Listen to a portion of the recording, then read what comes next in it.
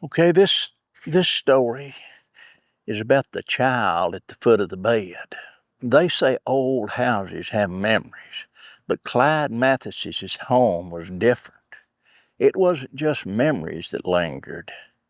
It was something darker, something restless, the kind of place that whispered secrets late at night when the wind howled and the shadows crept in just a little too close.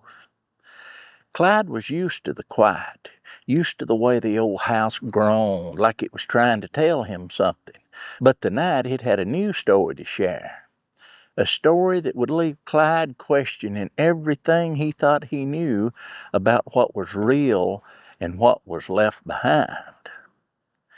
If you think you can handle the darkness, then listen close. This is not just another ghost story. It's a warning. When you wake up in the dead of the night and see something at the foot of your bed, you better pray it's just a bad dream. But sometimes bad dreams come to life. Clyde Mathis's old house had been around longer than anyone in the country could remember. It sat at the end of a gravel road surrounded by a tangle of overgrown trees and creeping vines that seemed to reach for the window like old bony fingers. The house itself had seen better days, but Clyde, stubborn as a mule, refused to leave. The place was all he had left after his wife Mary passed away. Folks in town talked about how he had let it go, how the weeds had claimed the garden and the roof sagged like an old tired man's shoulders. But Clyde didn't mind. He liked the quiet. He liked the memories, even if they haunted him. The house wasn't just any old home. It had a history. Built in the late 1800s, it had been the site of more than one tragedy. There were whispers of a family that had gone missing in the 1920s, their belongings left untouched, the table set for dinner, but no sign of the people who lived there. Over the years, neighbors spoke of seeing strange lights in the windows at night, hearing soft crying when the house was empty. The tales grew with each passing year, but Clyde had never put much stock in ghost stories. Not until now. That night, the storm outside was worse than usual. The wind howled like a pack of wild dogs, and the rain pelted the windows with a fury that made the whole house shudder. Clyde sat in his creaky old chair by the fire, watching the flames dance and flicker. The storm was loud, but it was nothing compared to the thunder of his own thoughts. He hadn't slept well in weeks, plagued by strange dreams that left him feeling more tired when he woke than when he went to bed. Tonight, though exhaustion finally took over and Clyde's eyes grew heavy, he shuffled off to his room, the familiar aches of old age tugging at his bones. He fell into bed, pulled the old quilt up to his chin. The rain tapped a steady rhythm on the roof, lulling him into a restless sleep. But sometimes, in the dead of the night, something yanked him from his dreams. It wasn't a noise of the storm. It was a feeling, cold and unsettling, like a draft sneaking in through the cracks in the windows. Clyde's eyes fluttered open, and for a moment he thought he was still dreaming. The room was pitch black, save for the occasional flash of lightning that lit the walls in brief eerie bursts.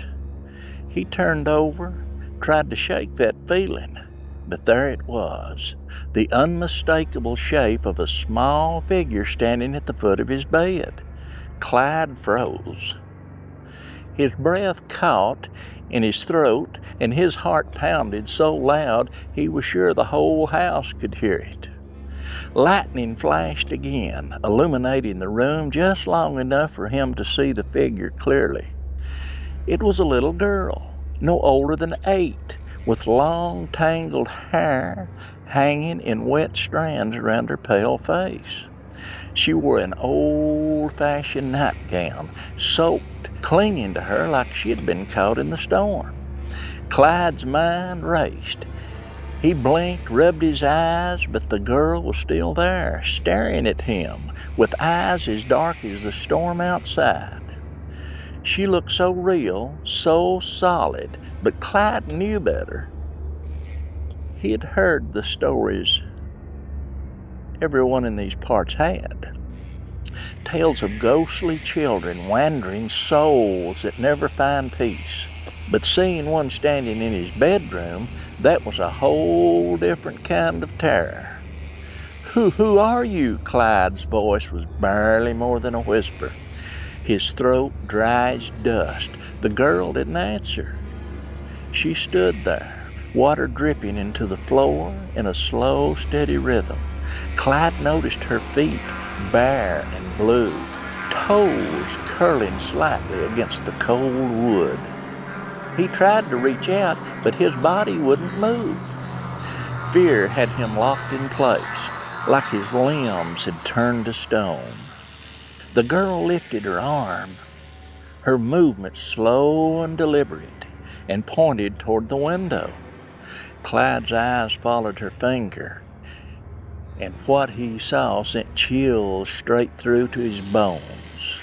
Reflecting in the glass was not just the two of them, but a shadowy figure standing directly behind him, tall and hunched, like something that had crawled up from the depths of a nightmare. Clyde whipped his head around, but the room was empty. Just him, his bed, and the dripping little girl. When he turned back to the window, the shadow was gone, but the girl was still pointing, her eyes wide and unblinking. Clyde's breath quickened.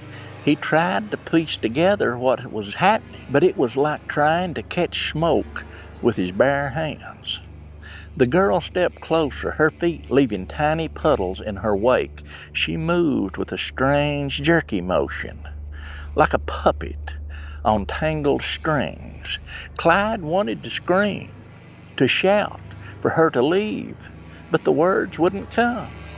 She reached the side of the bed and opened her mouth. But instead of words, a low, guttural croak escaped her lips, like the sound of a drowned thing. Trying to speak, "Help me," she rasped, her voice thin and broken, like the wind whistling through the cracks of an old door. Clyde's blood ran cold.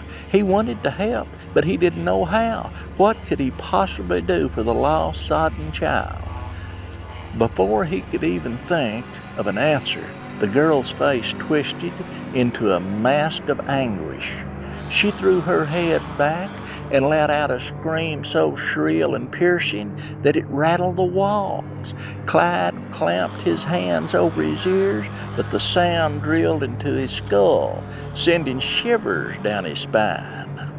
The house seemed to tremble with the force of her wail, pictures falling off the wall and the windows vibrating in their frame. And then, just like that, the screaming stopped. The room felt deadly silent. The storm outside suddenly feeling like a distant whisper. Clyde slowly lowered his hands, his ears ringing. The girl was gone. The only sign she had been there was a trail of wet footprints leading from the foot of his bed to the window. Clyde sat there, his body shaking, eyes darting around the room as if she might reappear at any moment. The rest of the night passed in a blur of half-formed thoughts and sleepless terror. When the first light of dawn finally broke through, Clyde pulled himself out of bed, his bones aching and his head pounding. He couldn't shake the image of the girl, her eyes pleading, her hands pointing to something he couldn't see. Later that day, Clyde found himself in town asking questions he never dreamed he'd be asking. He dug through old newspapers, at the library, sifting through yellow pages until he found what he was looking for. Decades ago, a girl named Sarah had drowned in the creek behind his house during a storm much like the one last night. She'd been playing by the water when she slipped and was swept away. They never found her body, just her nightgown snagged on an old branch downstream. Clyde closed the paper, his hands trembling. He could almost feel the chill of that storm, the cold water closing in that night. That night, Clyde made sure to bolt his bedroom door and keep the light on, but he knew down deep inside the lock wouldn't keep her out. The girl had found her way into his house, into his dreams, and into his very soul. Every night since, Clyde lay awake listening to the sound of the old house settling around him. But more than once, in the darkest hours before dawn, he swore he could hear the soft, wet footsteps of a child pacing back and forth, waiting for something Clyde could never quite see. He knew she was still out there, lost and looking for help that would never come. One evening, Clyde found an old toy horse under his bed, a toy that didn't belong to him or anyone he knew. It was old and waterlogged, just like the little girl. He stared at it, feeling the weight of his past pressing in. That night, he didn't sleep at all. The shadows seemed to move on their own, stretching long and thin across the walls, and he could hear faint whispers in the back of his mind, "Help me." The storm returned with a vengeance, and Clyde found himself drawn to the window, just like the little girl had been. As he peered into the darkness, he saw her reflection standing beside him, silent and watching. But this time, she wasn't alone. The shadowy figure hovering behind her, looming larger, its presence more oppressive than ever. Clyde backed away, heart racing, but no matter how far he went, the reflection stayed haunting him with every blink. Clyde knew then that he wasn't just dealing with a lost child. There was something darker at play, something that wasn't going to let either of them go without a fight. Clyde's story didn't end with the morning light. The house still stood as if holding its breath, its shadows waiting patiently for darkness to return. Clyde couldn't escape the feeling that the girl wasn't done with him, that she was bound to the house by something far more sinister than a tragic accident. And as the days wore on, the line between reality and nightmare blurred. Sometimes he'd catch a glimpse of movement in the corner of his eyes, or hear the faint, watery giggle of a child echoing through the empty halls. The shadow that had loomed behind her still crept closer, whispering secrets Clyde couldn't understand, but felt in his very bones. One evening, Clyde found an old water-stained photograph tucked beneath his pillow, a picture of the little girl with her family, smiling on the very porch he now called his own. But in the background, there was something wrong, a dark shape barely visible behind them, like it had always been there, watching. Clyde knew he hadn't put it there, and nobody else had been in his house. It was a message, a reminder that he was not alone, and that the past wasn't done haunting him.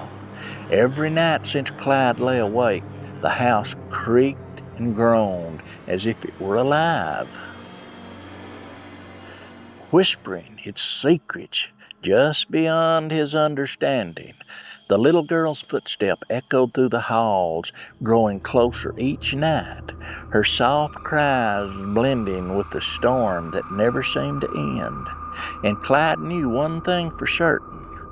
Whatever was happening wasn't over, not by a long shot. They say the dead can't rest when the living won't let them go. And Clyde was stuck in the web of echoes that refused to fade.